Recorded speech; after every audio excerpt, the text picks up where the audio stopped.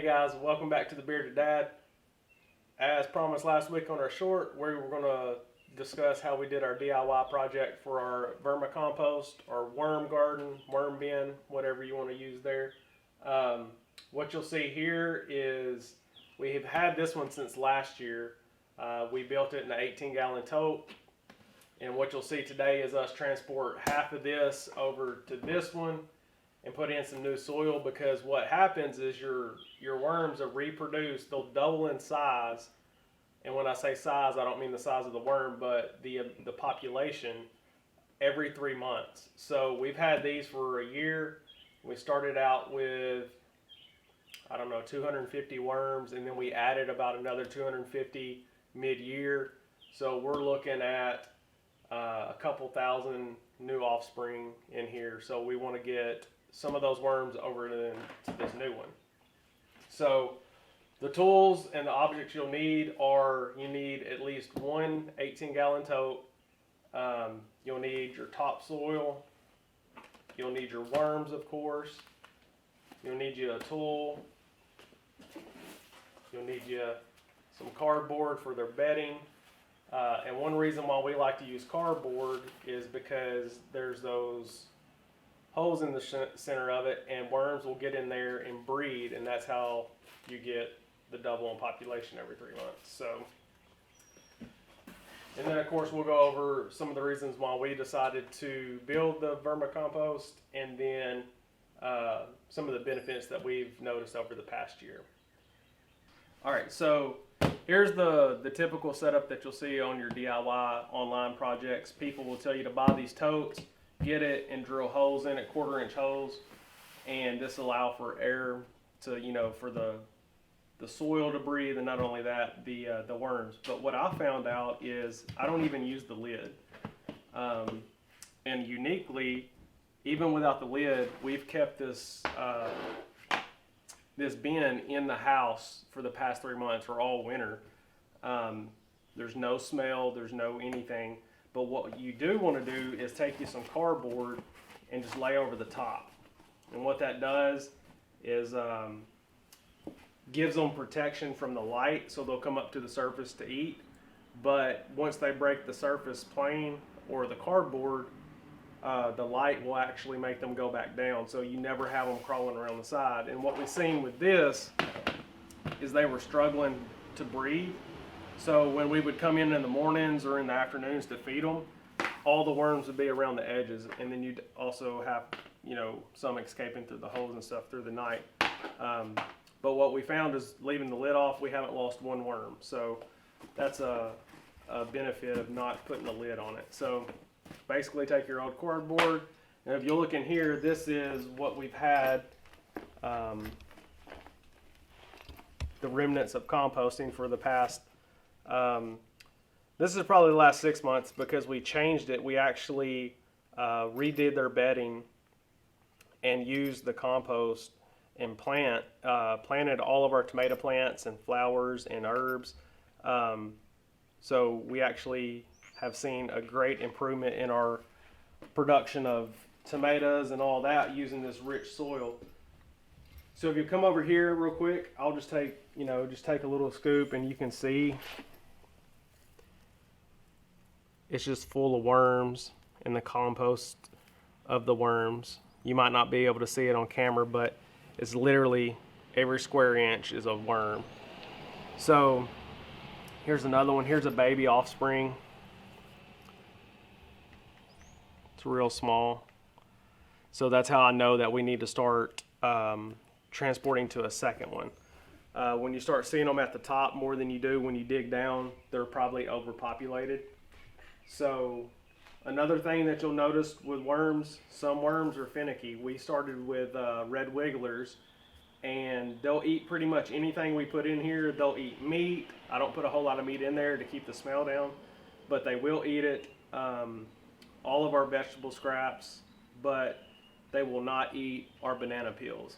And one of the main things that they tell you online is put your scrap banana peels in there and feed them, and we've noticed that they actually will let that rot before they even touch it. So Lorelei here eats a lot of strawberries, so we always cut the tops off the strawberries and put them in there. And you'll notice here's a strawberry seed. It'll just start hatching in the, or germinating in the soil itself without any light or anything. So what you'll want to do here, since this will be a little bit different than when you want to rebed, because basically what you'll have to do is scrape off the first 2 or 3 inch layer, put that aside, let the light shine a light on it, let the worms go down, scrape it again, and do that all the way to the bottom until you're left with just the worms in the bottom. This, I don't care that we're going to be putting worms over here with the soil, because that's the intention, is to get half the population over there. So if you'll hold tight, we'll start transferring the dirt. All right guys, so what we're going to do here is we have an empty bin, and then we're going to take our cardboard, and I'm sure this is from the several Amazon packages that we've received lately, thanks to my wife. So you'll just lay that in there at the bottom, and like I said, what this will do is allow the worms to get in there, breed, and then reproduce your population. And then we'll just take this topsoil and try to find topsoil.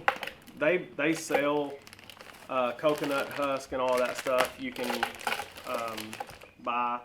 I find that it's a little expensive. You can buy these for a couple dollars a bag, but try to get the organic kind that doesn't have a lot of chemical in it. It'll help your worms. So what we'll do is just put a little layer at the bottom.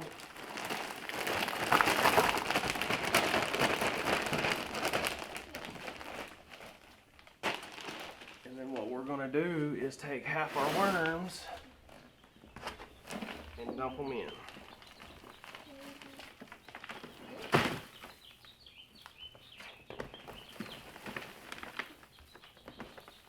Another tip, if you'll come around here and look, is your bigger worms, your European crawlers, not your red wigglers. They'll be all through the surface level, but these bigger ones that we like to fish with, they pretty much are a soil aerator, so they stay at the bottom, and where it's compact, they'll get in there and dig around and create big holes throughout your soil.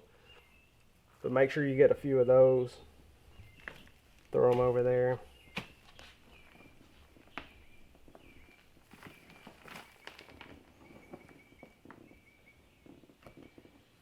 And you can just see how much are down here.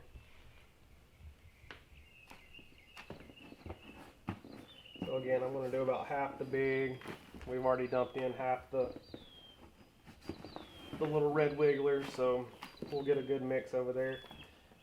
And that's another thing that we found is no matter what type of worm it is, they'll cohabitate really well together, so you don't have any dying off or anything like that. So, but here's a worm ball right here.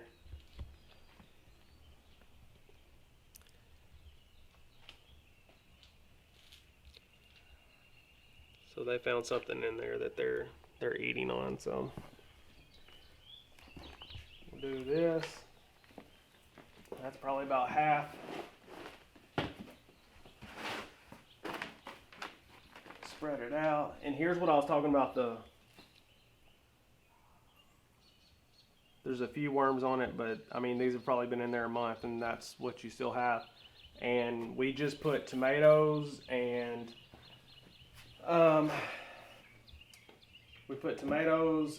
coffee grounds and strawberries in there last week, and there's nothing left in it, so we're going to have to feed them again.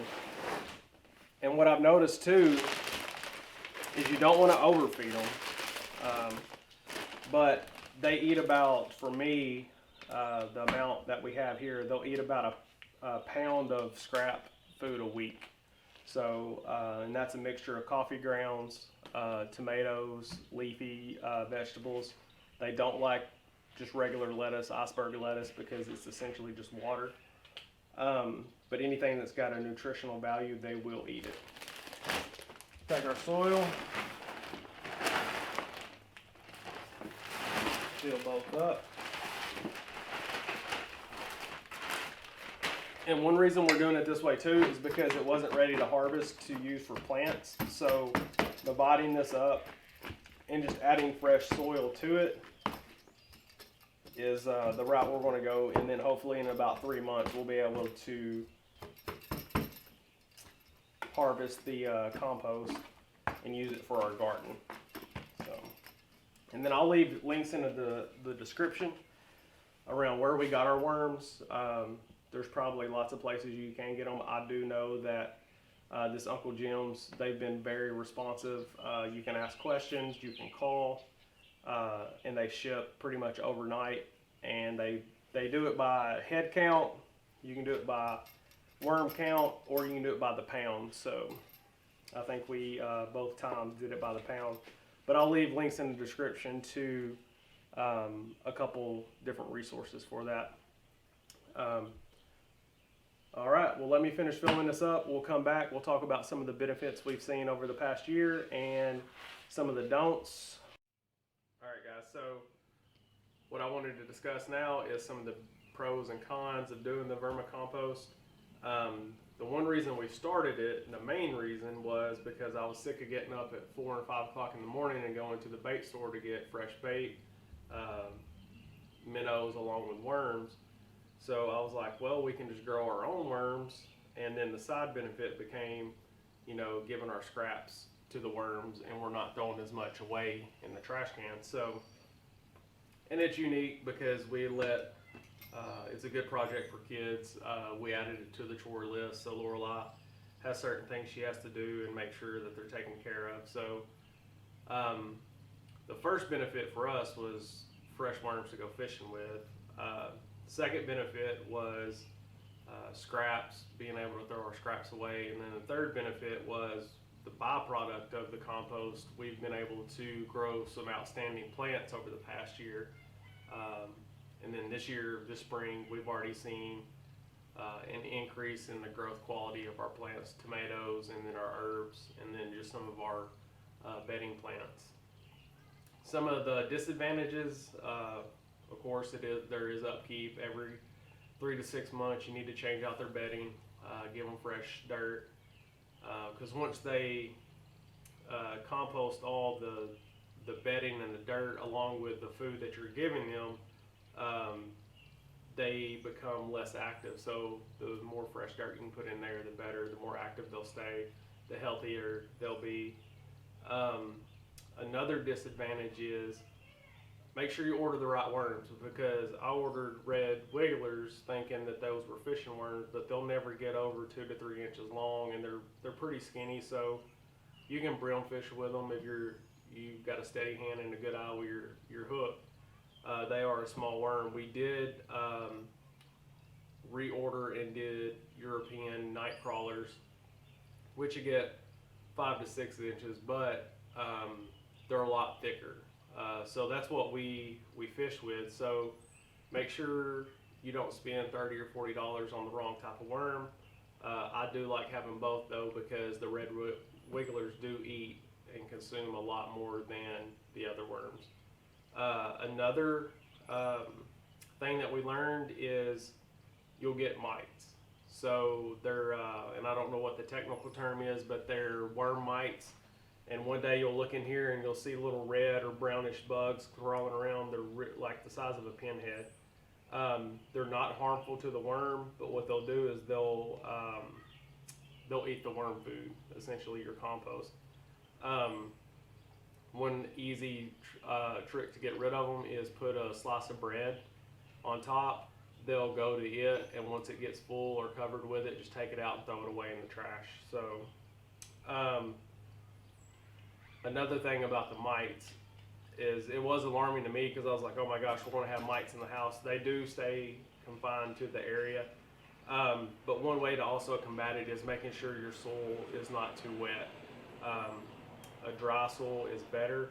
And when I say dry, you want to be able to squeeze it and no water come out, but it make a good clump like that and stay intact. That's the consistency that you want of the soil. Really, that's only the downfalls. There are some stuff, some items that the worms won't eat, as I alluded to earlier. They won't eat our banana peels. Some worms do, but they eat apples, strawberries, any of our vegetables except lettuce. They really won't eat the lettuce. It'll just break down eventually in the bin. So I only like to put stuff in there that they're actively eating on, because then that cuts down on the smell. And here's one of the European night crawlers. He's about 3 months old, so he's already a pretty good size, good fishing worm. So, what was I saying? The other downfall to doing this is temperature. You don't want to keep them in the sun, so making sure you have them in an area that doesn't get direct sunlight. I like to keep them in the garage. I keep them by my DIY minnow tank, which hopefully I'll have a video on that pretty soon.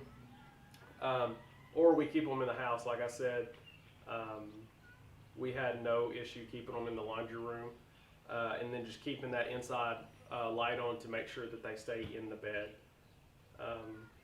But other than that, it's been a great project. We've really enjoyed it. Now we had double the amount of worms, so hopefully we never have to buy worms again. And then the byproducts of all the benefits of plants and not buying fertilizer and stuff like that, it's been really beneficial for us. So I hope you've enjoyed the video. Make sure you like and subscribe. And I will leave links in the descriptions on, I think I got a couple books that I would recommend, and then some links to where you can actually buy the worms. But let me know in the comments if you got any questions.